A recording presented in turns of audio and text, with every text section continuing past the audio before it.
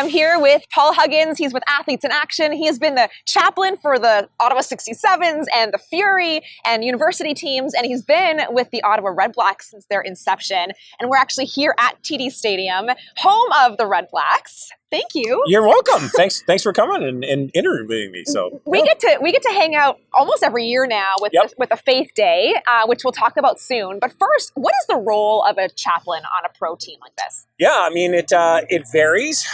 So in the CFL, especially, Athletes in Action has the privilege of providing all the chaplaincy for the teams, and so our role sometimes is very basic from the reality of providing spiritual guidance.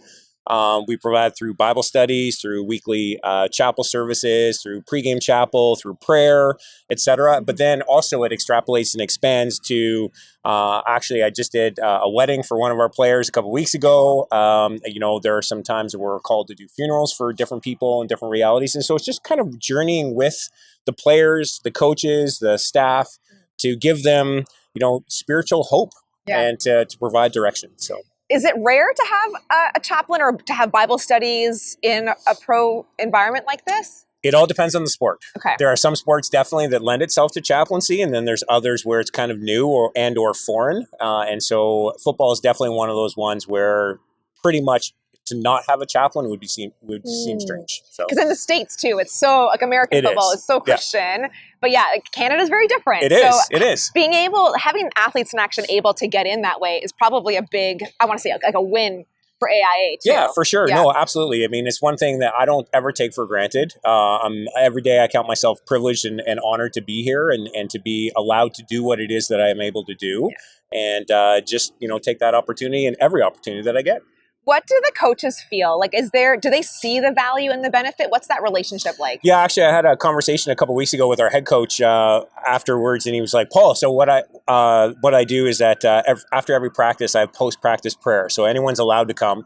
And so this particular one, we had about 26, 27 guys. Wow. And he's like, Paul, there's a lot of guys. I'm like, oh, just provide the opportunity. And guys were like, hey, I want prayer. Sure, I'll hop in.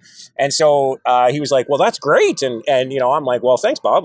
You allowed this to happen. Yeah. So this is because of you, and so it's just providing opportunities. And, I think the reality is you want to become someone who is not a detriment or any sort of hiccup to the team. You want to be someone who continues to help the team and move the team forward. And so, and obviously I believe a relationship with Jesus will help everyone move forward. Yeah. And so, that's kind of the whole heart behind what it is that we do.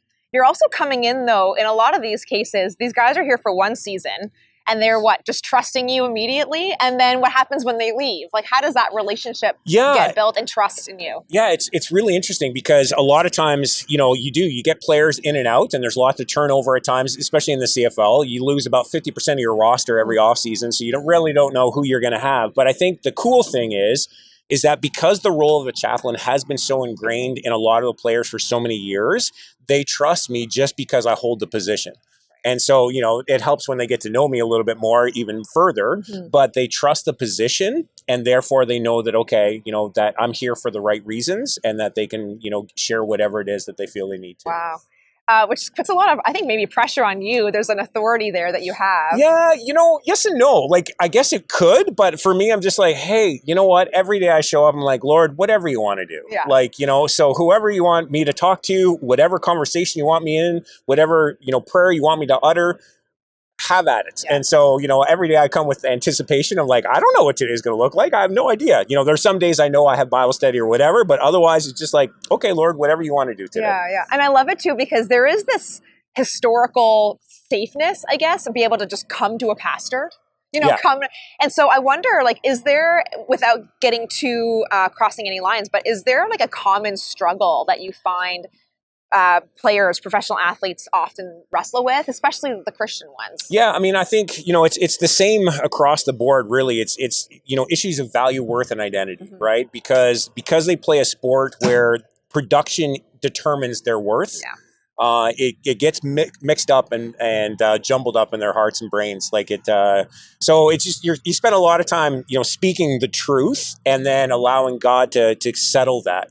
I'll give you a quick reality. After our last game, I was in the locker room talking with a few players, and it's super, super great. One of the players came to me and he was just like, Paul, I am so sore. I'm like, oh, okay. He goes, no. I was like, God, you need to get me through this game. He goes, I completely was relying on God's strength, God's provision to get me through. He goes, and I loved it. It was fantastic. And I was just beaming, right? I'm just smiling. He goes, and I know, you've been telling us the whole year, but I'm just telling you, God is real. Yeah. And God loves me. And I'm like, yes, he does. And so it's just super cool when you see the penny drop, you know, where it's like, oh, this is so great. Yes. Like, And now they become leaders for the rest of the guys, right? Is there a lot of that happens? They're oh my goodness. So this year especially, I've been very, very, very blessed. Like the amount of conversations that go, hey, was talking to this player in the locker room, was talking to this player in the locker room. 3 or 4 of us were sitting in the locker room talking about this, the sovereignty of God, how God moves, whether God does this or God does that. And so you're like, this is crazy. It's amazing. The conversations that are happening amongst the players, amongst themselves, that they're self-feeding, they're thinking, they're challenging each other. And it's like, as their chaplain, I'm just like, go ahead. Yeah. I love it. It's because ultimately that's what you want. Yes. You want people to become self-feeders, right? You want them to seek out other people for knowledge and to the word of God to feed their lives. And so when it's happening, you're just like, this is great. This is fantastic. So, I've been joking a few times on the chaplain calls that I'm on weekly where I'm like, I'm trying not to get in the way. I'm not trying to mess stuff up. And it's like, okay, just Lord, God, okay, you do. And I'll just kind of, carry on wherever you'll have me go. That's so exciting. Yeah. So what do you want people who are listening or watching a game to be aware of that's happening in the background, whether it's what you're doing behind the scenes with the players or even in their hearts while they're playing what they're wrestling with? Is there something we should be conscious of? I think in all honesty, I think the reality is that players are no different than us, right? And so, in the same way that your mistakes and your issues and struggles, you wouldn't want necessarily everyone to be able to see, yet they're in a game where it's like, hey, here I just messed up and it didn't go forward. And so my heart for them is that when and if something like that happens, maybe take a minute or two before you're like, oh my goodness, he stinks. And like, so that's a child of God. And did he mean to do that? No, he did not. And just in the same way that you don't mean to do stuff that you do at times, it's just wanting that reality of being, okay, maybe I'll have a little bit more grace. And hey, if that thought comes to your mind, then just pray for that person. That's what I would say. That's good. Yeah, because we do tend to put professionals on anything on a pedestal. Absolutely. Yeah. I mean, and I understand that they're being paid for that, but at the same token, most people in their job, no one's standing over them going, "Hey, great report filing," But here they are. Maybe we should do that more. Though. Yeah, that'd be pretty funny, actually. Okay, so why Faith Day? We get together once a year when the timing works, and we get to invite fans to come and watch the game, meet the players. What's the whole point behind that? Why are we doing this? I mean, it works on multifaceted different angles because, I mean, first of all, the fans get to come and engage with some players close up and get to hear their faith journey. And so what the invitation I always give it to the guys is, listen, doesn't matter where you are, come and just share honestly where you are. Yeah. And so, but the thing is that after every single time, all of the guys are like, oh my goodness, that was so great. I love doing that. And so I'm like, I know. I told you. Yeah, it's like, that's why I was trying to pull teeth, but I love it. So it's this give and take. But it's again, take sport out of it and just go in life in general. Like as followers of Jesus, when we hang out with other followers of Jesus, when we hear what Jesus is doing in and through people's lives, we're blessed. Yeah. And then when we're blessed and we encourage those people, they're like, oh, that's so great. And they just get stuck in more with Jesus, And so it's no different with the professional athlete, for sure. Yeah, I do. I have heard from some of them who just say this is like the highlight of the season. Absolutely. They just love it so much. Yeah.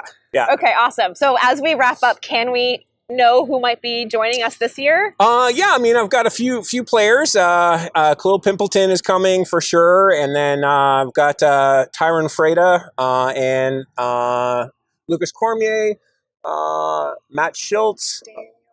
Dan Adeboye. Okay. So I'm trying to think. It's gonna be a good turnout. Yeah, there'll be a great group there, and they're all excited about just sharing what God's doing in their lives, and I'm super excited because I know each one of their faith journey, and I know that it will be reflective of that, and so it's always super encouraging. Yeah, well, come on out, spur them on as they encourage you with their stories too. It's September 20th here at TD Place Stadium. We'll have all the links and details on our website. We've got Paul Huggins here, AIA chaplain of the Ottawa Redblacks and co-host of the Faith Day. We're so excited. Thanks, Paul. Thank you.